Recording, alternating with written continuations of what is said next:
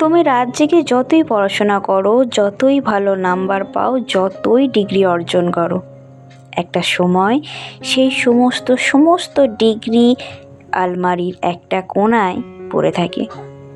তারপর বেশ কিছু বছর পর সেগুলো মূল্যহীন হয়ে যায়। প্রথম সেগুলোকে নিয়ে অনেক কিছু করারই একটা স্বপ্ন থাকে ম্যাক্সিমাম মেয়ের ক্ষেত্রেই। তারপর একটা সময় মনে হয় দূর, ওগুলো থাক। এখন আমি একজন গৃহবধূ, আমি এখন একজন হাউসওয়াইফ। এখন আমার ধর্ম হচ্ছে সংসার জীবন করা, সংসারটাকে ভালো করে মানিয়ে গুছিয়ে নিয়ে সকলকে নিয়ে একটা পরিপাটি সংসারই হওয়া। তখন সমস্ত ডিগ্রিগুলো যেন কোথায় একটা হারিয়ে যায়। এই যে এত কষ্ট করে পড়াশোনা শেখা, সেগুলো সবই যেন কীরকম একটা ভাবে মূল্যহীন হয়ে যায়। যাই হোক, অনেক ভারী কথা বলে ফেললাম। আজকে সানডে, সন্ধেবেলাতেই এখন আমি এসেছি রুটি করতে।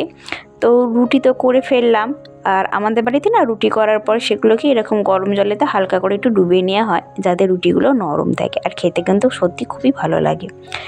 আর এদিকে হচ্ছে দুপুরবেলাতে আজকে মাংস রান্না হয়েছিল, দাদাভাই করেছিল, মাংসটা খুবই সুন্দর রান্না হয়েছিল। তো সেটাই এখন গরম করে রাখলাম, আর তরকারির কোনো ব্যাপার নেই, শুধু রুটিটাই করলাম আর তরকারিটা গরম করে রাখলাম। আর এইদিকে যা বাসনপত্র ছিল তো সেগুলোকে এখন মাজা ধোয়া করে নিচ্ছি।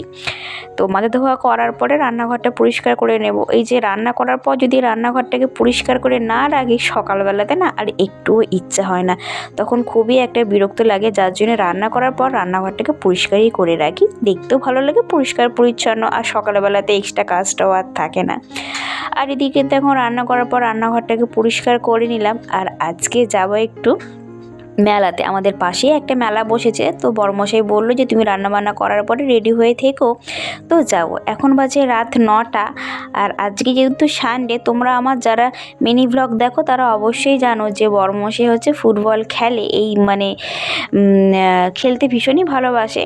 আর সানডেতে একটু বেশি পরিমাণেই খেলা হয়। তো বড়মশাই খেলে এসছে 8টা, আর খেলাধুলার পরে এখন স্নান ফান করে বড়মশাই রেডি হয়ে আছে, আর আমিও রেডি হয়ে গেলাম। এসেছি মেলাতে ঘুরে দেখছি। মেলা দেখতে কিন্তু ভীষণই ভালো লাগে। এগুলো সবই হচ্ছে 20 টাকার জিনিস।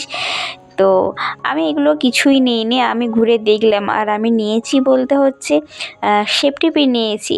আর সেফটি পিন সত্যি এত একটা মূল্যবান জিনিস, এখন আমার মনে হয়, আগে মনে হতো না, এখন মনে হয় যে কোথায় রাখি তো খুঁজেই পাই না। ভীষণ পরিমাণে ব্যবহৃত হয়, যখন শাড়ি টাড়ি পরি না তখন তো খুবই লাগে।